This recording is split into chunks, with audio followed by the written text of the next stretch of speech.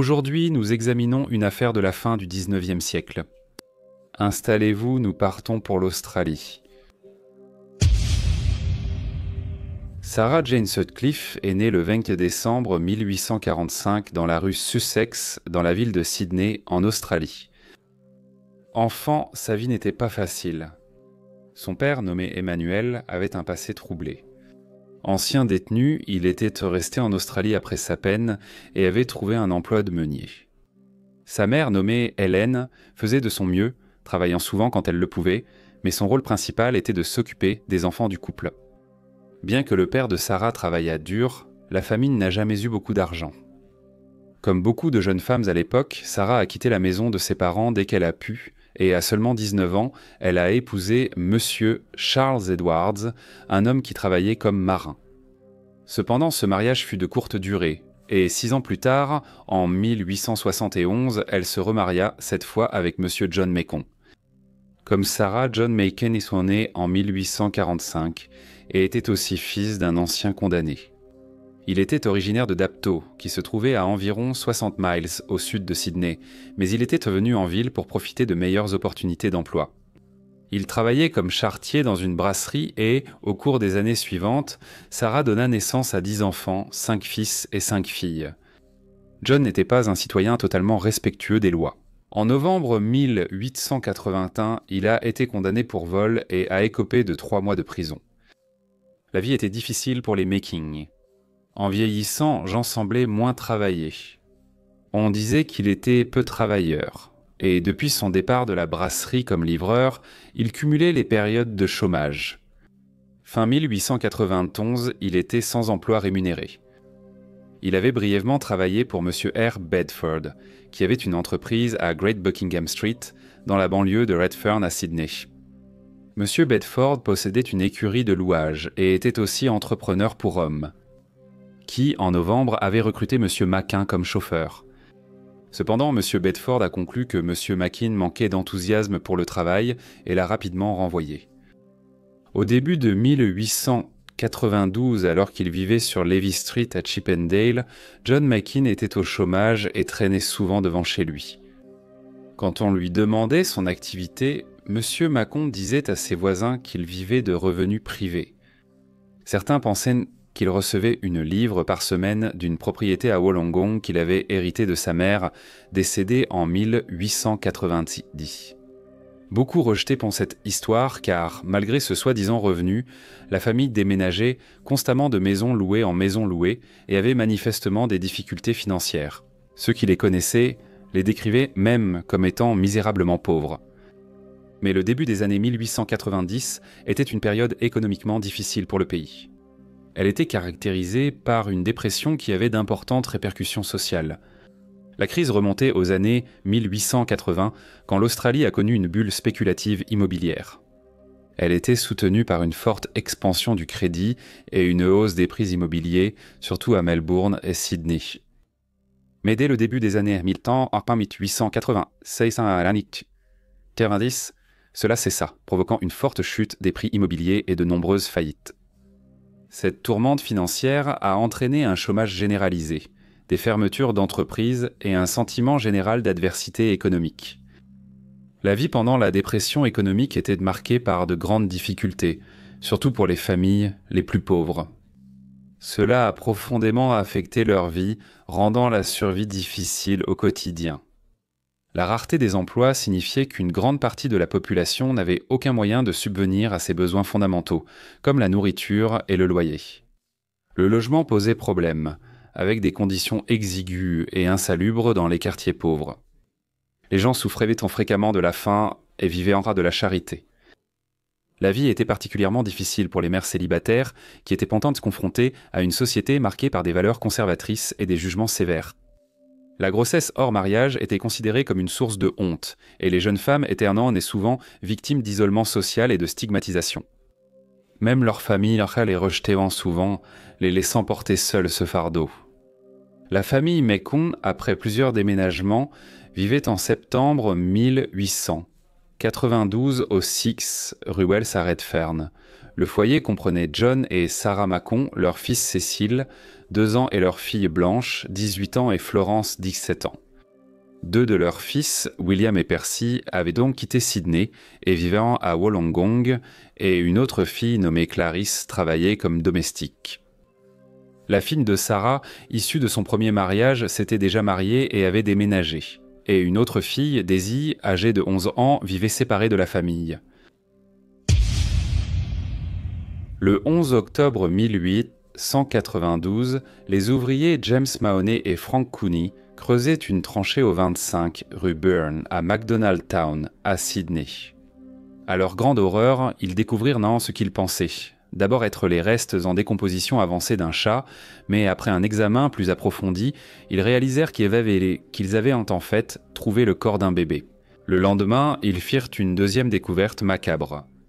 Ils ont cette fois déterré le corps d'un nourrisson, enterré à 30 cm de profondeur et à une trentaine de mètres du précédent. La police a été alertée et les 2 corps ont été transportés à la morgue de South Sydney. Une enquête préliminaire a confirmé que ces restes étaient ceux d'un nourrisson de sexe masculin et d'un nourrisson de sexe féminin. Les 2 étaient vêtus. On pensait que la fillette avait été enterrée depuis environ 6 semaines, tandis que le garçon était dans la terre depuis environ 3 mois. Pour ajouter au mystère, les locataires de la maison de la rue Buren n'y habitaient que depuis 3 semaines avant la découverte, ce qui soulève des questions sur les personnes qui avaient vécu auparavant. 2 jours plus tard, le 14 octobre, un autre nourrisson mâle en décomposition a été retrouvé dans un terrain vague de la rue Zamier à Redfern. Les pathologistes ont examiné le corps, mais l'état avancé de décomposition a rendu impossible la détermination de la cause du décès et la question de savoir si l'enfant était né vivant est restée indéterminée. Le brigadier-chef Joyce a été chargé de retrouver les anciens occupants du 25 rue Buren et a rapidement découvert que la famille Macon y avait résidé pendant 7 semaines, du 29 juin au 16 août 1892. Avant qu'ils ne déménagent à la rue Wells, il leur a rendu visite sans tarder. En inspectant leur nouvelle résidence et les environs, il remarqua des signes de terre récemment remués. En creusant dans le sol, il ne trouva rien de notable, mais il soupçonnait que le corps découvert dans la rue Zamier avait pu être déplacé de la rue Wells et réenterré ailleurs. Le brigadier-chef Joyce apprit aussi que, durant cette période, Sarah Macon avait fait la promotion de ses services de sage-femme. Monsieur et Madame Macon ont été arrêtés, mais on niait connaître les décès. Le 26 octobre, une enquête s'est tenue au tribunal du coroner à Chancery Square. Des témoignages ont été fournis par les ouvriers qui ont découvert les corps, les médecins qui avaient pratiqué les autopsies, l'agent principal Joyce et plusieurs personnes qui vivaient dans le quartier. Les preuves médicales ont indiqué que, parmi les 2 premiers corps retrouvés, le bébé de sexe féminin pouvait être mort-né, tandis que le garçon était estimé avoir entre 5 et 8 mois et être décédé depuis 3 à 6 mois. Lors du dernier jour de l'enquête, des témoins clés dont Monsieur et Madame Macon et leurs filles, Blanche et Florence, ont été appelés à la barre. Sarah Macon a révélé que, peu de temps après avoir emménagé dans la maison de ville McDonald en juin 1892, elle avait assumé le rôle de nourrice pour une fillette âgée d'environ 2 semaines, pour laquelle elle recevait une somme hebdomadaire de 10 shillings. Cependant, elle a raconté qu'à la mi-août, la mère de l'enfant était venue la reprendre, déclarant son intention de déménager à Melbourne. Madame Macon a insisté sur le fait que cet enfant était la seule qu'elle avait accueillie à ce moment-là. Déclaration qui a été corroborée par son mari et ses enfants. Dans son résumé, le coroner municipal John Waugh a reconnu que l'affaire était entourée de soupçons. Il a déclaré qu'il était évident que les corps avaient été discrètement placés là où ils avaient été retrouvés, mais après une brève délibération, le jury a rendu un verdict ouvert. Les preuves présentées n'ont pas permis de comprendre suffisamment comment les 3 nourrissons étaient décédés. Le mystère s'est approfondi dans les semaines suivantes lorsque, le 2 novembre, le brigadier James Joyce et l'agent Alexander Brown ont entamé une excavation dans la cour de Baron Street. Mais ici, ils ont fait une autre découverte effrayante. 5 autres corps de nourrissons, enterrés dans des tombes peu profondes dans le jardin. John et Sarah McCone ont été arrêtés, ainsi que leurs filles Blanche et Florence. Ils ont ensuite été emmenés au poste de police de Newtown. Blanche a révélé qu'elle se souvenait que sa mère s'occupait de 3 nourrissons en même temps. Cela contredisait sa déclaration précédente où elle avait affirmé que sa mère ne s'était occupée que d'un seul enfant. Blanche a expliqué que son parent lui avait ordonné de nier la présence d'autres enfants dans la maison. La police pense que l'un des bébés décédés s'appelait Mignonnette Bothamley, l'enfant illégitime de M. Horace Bothamley et de Mlle Minnie Davis, qui était née le 10 juin 1892. Le couple s'est présenté pour raconter à la police une histoire déchirante. Ils ont déclaré qu'en raison de circonstances difficiles, ils avaient passé une annonce dans le Sydney Morning Herald le 21 juin, cherchant une personne au grand cœur pour adopter leur enfant. Monsieur John McKean, utilisant le pseudonyme Bert, a répondu à l'annonce. Ils ont dit qu'il leur avait rendu visite et avait accepté de prendre le bébé pour une somme de 10 shillings par semaine, les rassurant en leur disant qu'ils pourraient lui rendre visite à leur enfant quand ils le souhaiteraient. De bonne foi, ils ont confié le bébé et des vêtements à la famille Macon dans leur maison rue George à Redfern. Cependant, ils ont ajouté que peu de temps après, les Macon ont déménagé dans la rue Buren à McDonald Town, bien qu'ils aient pas pu continuer à rendre visite et à payer la somme hebdomadaire. Lors d'une visite, ils ont remarqué une carte imprimée sur laquelle il était écrit « Madame Maquin, nourrice pour dames et sages-femmes diplômées ». Ils ont confronté Madame Maquin qui a admis ne pas leur avoir révélé son vrai nom. Mademoiselle Davis a dit à l'agent que leurs inquiétudes grandissaient avec le temps. Puis, soudainement, les Maquin leur ont annoncé que leur bébé avait attrapé un rhume et peu de temps après, sa santé s'était gravement détériorée. John McCann avait promis de l'emmener chez le médecin, mais un jour ou deux plus tard, il a envoyé un télégramme affirmant que l'enfant était décédé. Mademoiselle Davis a déclaré que le 4 août, elle et M. Bothamley se sont rendus chez les McKean avec des fleurs, car ils voulaient en voir leur fille une dernière fois. Le bébé était allongé sur une planche, vêtu d'une longue robe blanche. Elle a raconté comment John McKean les a regardés et a dit « Peut-être vaut-il mieux qu'il meure ». En larmes, elle a dit à l'officier que ces paroles lui avaient donné des frissons dans le dos. Mademoiselle Davis a précisé que, sur la cause du décès, M. McKean a répondu qu'elle s'était éteinte. Lui a assuré qu'il obtiendrait un certificat médical. Un cercueil avait apparemment été commandé et il leur a demandé à elle et à M. Bothamley 2 livres pour couvrir les frais d'enterrement. À la suite de cette déclaration, John, Sarah Blanche et Florence McCann ont été arrêtés et accusés d'avoir causé la mort de l'enfant. Les enquêteurs ont alors déclaré leur intention de fouiller les jardins de plusieurs maisons occupées par la famille Chatham McCann au cours des 4 dernières années. Le brigadier-chef Joyce soupçonnait que, durant cette période, les Macon avaient été impliqués dans l'élevage de bébés. L'élevage de bébés était une pratique sinistre apparue au XIXe et début XXe siècle, surtout en zones urbaines. Cela impliquait l'accueil temporaire de nourrissons, souvent nés hors mariage ou de parents en situation désespérée. Tragiquement, nombre de ces soi-disant éleveurs de bébés, ils étaient soumis à une réglementation limitée et visaient souvent le profit plutôt que le bien-être des enfants. En conséquence, d'innombrables nourrissons placés sous leur garde ont souffert de négligence, de malnutrition et même de la mort. À la mi-novembre, les cours des rues Botany, East et Kettle avaient toutes été fouillées. Bien qu'aucune découverte n'ait été faite, d'autres fouilles furent prévues dans les autres propriétés où l'on savait que les Macking avaient vécu. L'affaire avait captivé le public. L'affaire avait été rapportée dans tous les journaux et devenait l'une des enquêtes criminelles les plus mystérieuses et troublantes de l'histoire de Sydney. L'ombre du soupçon planait sur la famille Mackings, tandis que la ville était confrontée à l'énigme des corps des nourrissons et aux questions sans réponse entourant leur mort. Au fur et à mesure que la police poursuivait son enquête, l'identité de plusieurs de ces pauvres petites âmes décédées fut révélée. Agnès Ward, une domestique, leur raconta qu'elle avait accouché le 12 février 1891 et avait arrangé pour que John et Sarah Makings adoptent son enfant, qu'elle avait nommé Chiles. Elle déclara avoir accepté de leur verser 5 livres.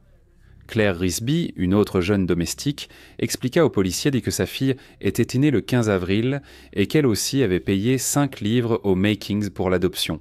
Mais il lui avait de fait dit que son nom était McLachlan. Mary Stacy, une autre domestique, répondit à une annonce d'une famille recherchant un bébé.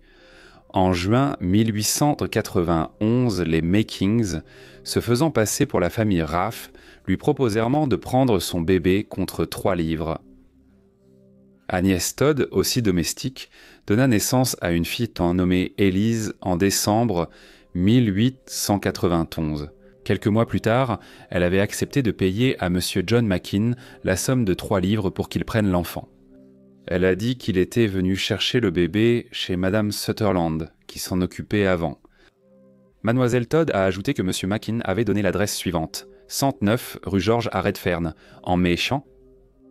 En 1892, Amber Murray, qui avait alors 18 ans, a donné naissance à un petit garçon qu'elle a nommé Horace. Elle a déclaré à la police que, le 25 juin, elle avait publié une annonce dans le Sydney Morning Herald, cherchant une personne maternelle pour adopter son enfant, en offrant de verser une petite prime.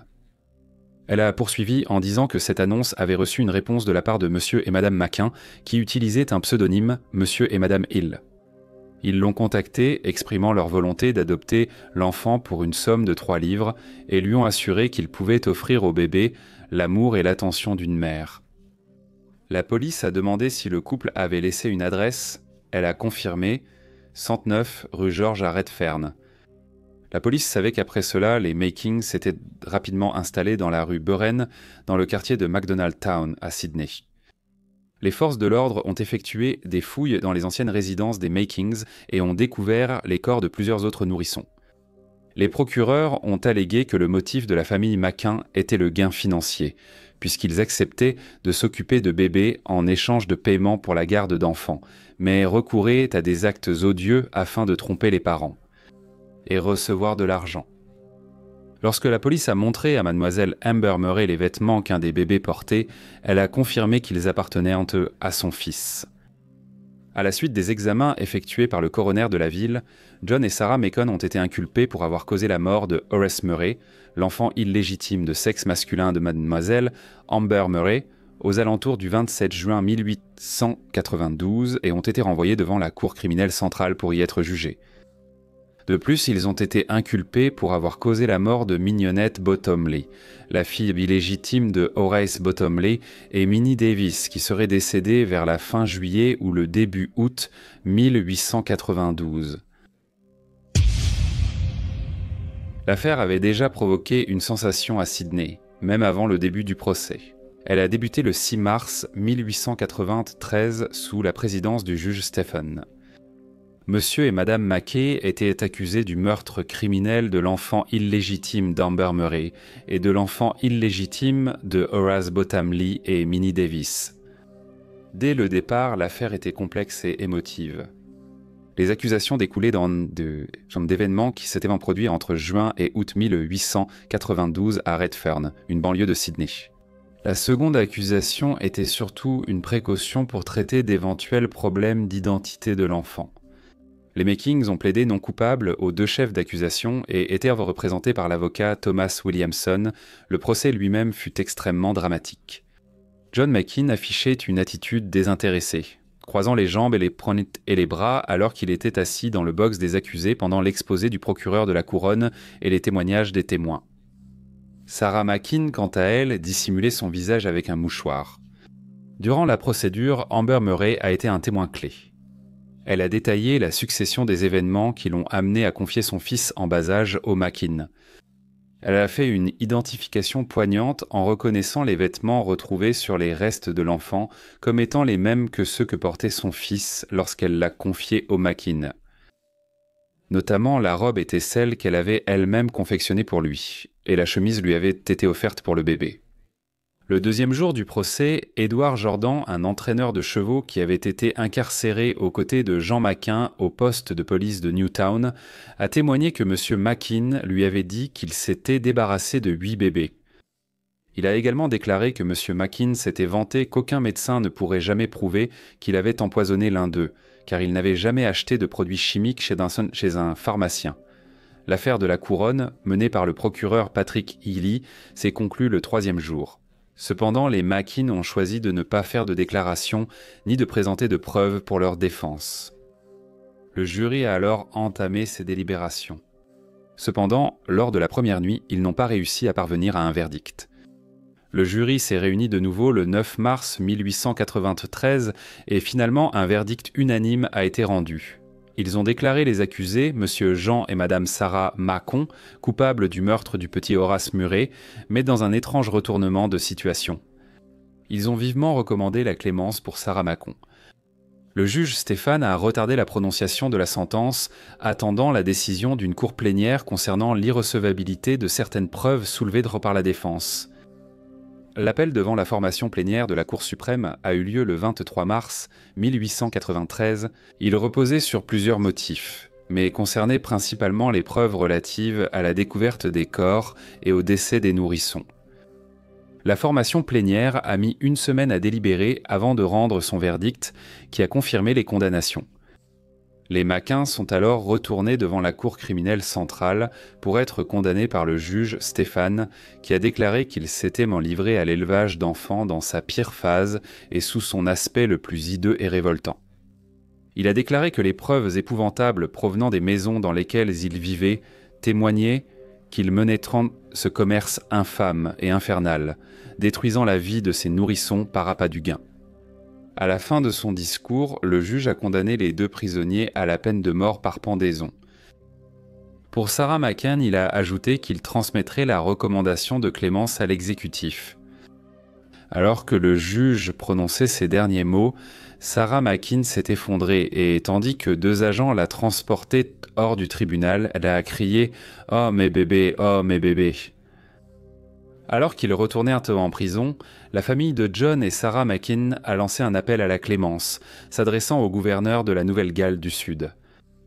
Par la suite, la peine de mort de Sarah Mackin a été commuée en réclusion à perpétuité, mais l'appel de son mari a été rejeté, car il a été convenu que la loi devait suivre son cours. John Mackin a été exécuté par pendaison le 15 août 1893 à la prison de Darlinghurst. Il a affronté son destin avec résignation, ayant placé peu d'espoir dans les appels à la grâce. Sarah Mackin a travaillé pendant son incarcération et a occupé divers postes au sein du système pénitentiaire, y compris celui d'aide-soignante à l'hôpital. Cependant, sa santé déclinant, elle fut discrètement libérée et anonymisée en 1911 après 18 ans et demi de détention. Elle a passé le reste de sa vie avec sa famille et est décédée le 13 septembre 1918, à l'âge de 72 ans.